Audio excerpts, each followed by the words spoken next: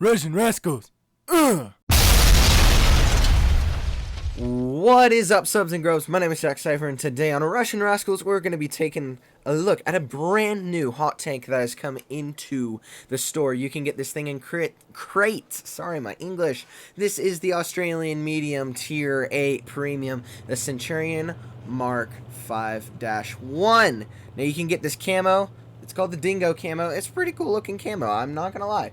But anyways, you can get this thing for a lot of money.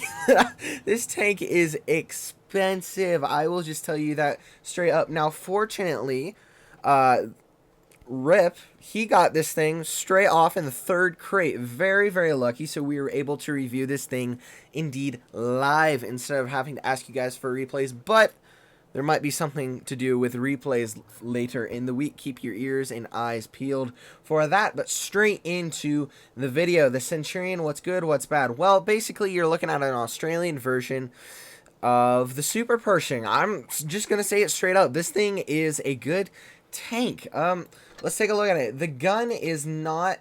It's kind of like combining a Super Pershing and an Action X. You're not the highest on DPM, but it is decent at 2,334. Now, why do I say it's not the best? Well, because you got a bunch of tier 7s who hit like 3k DPM and max that, especially for this style of tank. But the gun is not where you're going to be. It's not one of the best parts. It's got on par. It's got average penetration, so don't even be thinking about that. What is great about this? Well, that is indeed the armor. Take a look at it. On the front of your turret, you have 254 millimeters of armor. On the whole, you have 127. That's not 127 effective armor. That's at a dead slant like this, you have 127. That goes way up when you go hold down or if you're looking at it straight on. So this thing, you need to rely on the armor. That is what is going to put you at your best point. Now the speed, it's kind of sitting average. I didn't take a close look at it, but I think it goes like 40 kilometers per hour. I don't know. We'll see in a second. But we're just going to get into some live gameplay. Of course, if you did like this kind of content, make sure to hit that like button, smash subscribe, hit us up in the comments below. Any link you'd ever need for this channel, of course, is in the description below. On to the video. You guys ask me sometimes how I'm able to talk that fast. I have absolutely no idea. So yeah, we're sitting around 45 kilometers per hour. So this tank, I'll just say it straight up, it's a hold down tank. As you can see, I think we're sitting at 8 degrees of gun depression. So it's sitting pretty good. If you look at that shell type, we have AP, APCR, and HE. Now your HE is not the most reliable, so don't go throwing that off in too many places. Gonna spot this ridge right here. Of course, have a Type 59 onto our left, and it looks like they're gonna be poking on the decap. So yeah, your penetration is sub-level, but you want to be using that armor to get just those hold down areas and use it to the best of your abilities. You're not exactly the best at brawling, but you can use that armor to the best of its abilities and make it effective in those scenarios. Now, as you can see, that Type 59 is easily penned, but that tank really only has good armor when it is angled. Now let's see if we can get a good bounce on there. We do have the Tiger 2 down there, so I do want to be a little leery of him. IS-3 down there, and I think their entire team is over there, so I kind of do want to be rotating back this way to help out the Tiger 2. We do outnumber them 2-3, so I think we should be able to pull off this encounter.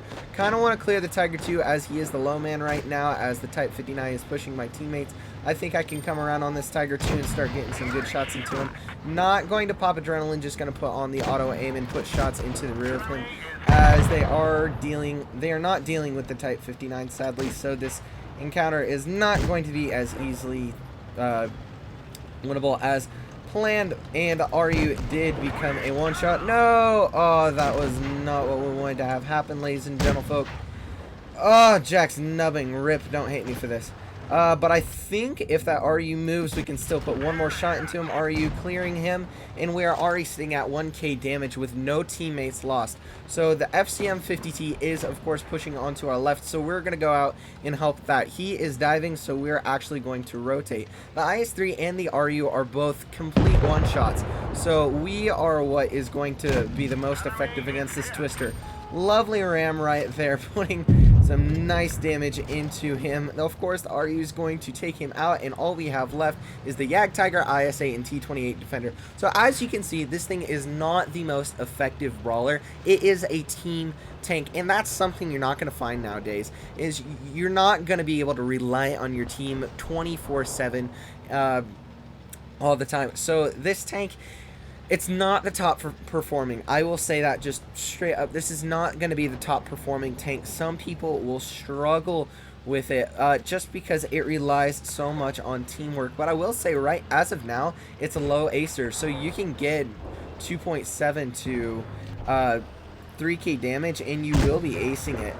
Look at how lovely this tank looks. It's just, I think they did a really nice job on the tank. 1600 damage, of course, nothing massive. So going into a second game in the Centurion, we are going to be, it looks like we're going to be on Dead Rail. Sweet, we are top tier this time. I have very bad luck when it comes to getting top tier, but thankfully we are. Now I do need to remind you, I said at the beginning of the video that we had the Dingo camo. This is not the Dingo camo, I just need to confirm. The Dingo camo comes up in a pop-up offer after you play the first battle in the tank, so do remember that when it comes to getting the tank. So our team is not going to be pushing with us on the C side, so we are going to push with them more of in the BC area. Now when it comes to tournaments, this is a very disputed map just over the fact that you could gain height superiority when it comes to taking the C cap and then be able to just shoot from the top, or you can dominate the whole bottom side and have stronger control over A and B. So yeah, it looks like the enemy team have completely done the opposite of what we have. Now we might be able to get a shot into the Black Prince. Lovely roll of 193. That's actually a low roll, but hey, we can work with it. So it looks like the entire enemy team has gone up there, which is both good and it's bad. Another shot into the Black Prince, putting him down to half health already, and it's only about a minute into the game. Now our Black Prince is not doing what he should be, because that J Panther has pretty dang good pen. Wow, screen going a little wonky there. Putting a shot into the J Panther. So yeah, we're just going to be working this position, and as you can see, this thing has good rotation. The mobility is good. This thing, I really don't think, except for armor, I really don't think this tank excels extraordinarily in any certain place. It's just good. It's just an all-around good tank, no matter how you look at it. Tiger, of course, bouncing us. I really need to adjust the DPI on this mouse. Alrighty. Now we do have their T23E3 flanking us, so I am actually going to go deal with him. Our team is flanking up through their spawn, so I do rely on them to be able to take care of them. I got distracted with the Pershing and did not see the T23E3 poking. So now we're gonna kind of just hold here, because our job as of right now is to make sure that their enemy meds aren't flanking our entire backside while we flank them. So now we're actually going to be pushing. I bet you 3 lizards that guy's up there, and as we spot him up again, what we've done has worked. The T23E3 is poking, moving back over to try and stop the flank. The Pershing is going this way as well. Can we get a shot into him? Of course, putting a track shot, drop adrenaline to put more shots into the back of him. HE, no, HE will not work. Try to get a track shot in there, but did not want to work for us. Using that excellent, oh wow, okay, snapshot did not work. We're gonna try and come over here and clear the I6 Legend. Not able to quite clear him, but thankfully our team was.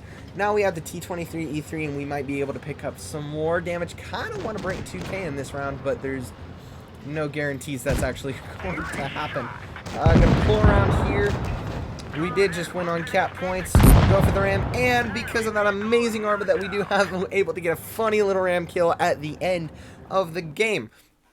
So in Gravity and in Uprising and Mad Games, you will be able to see this tank it is fun for ramming, I will say that. It is a fun tank to ram in, and of course 1800 damage. Again, nothing special, but we still did our job.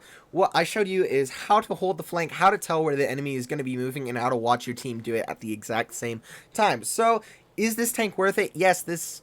no, let me rephrase that. If this comes into the store not for crates, I think this thing will be worth it, also depending on the price that they put it at. But yeah, if it's in crates right now, and the crates are really expensive, so I really don't suggest buying crates. I never suggest buying crates unless they're like a ridiculously good drop chance and all that kind of shenanigans. But otherwise, good tank overall. If you have some extra gold laying around, buy it. It's all up to you.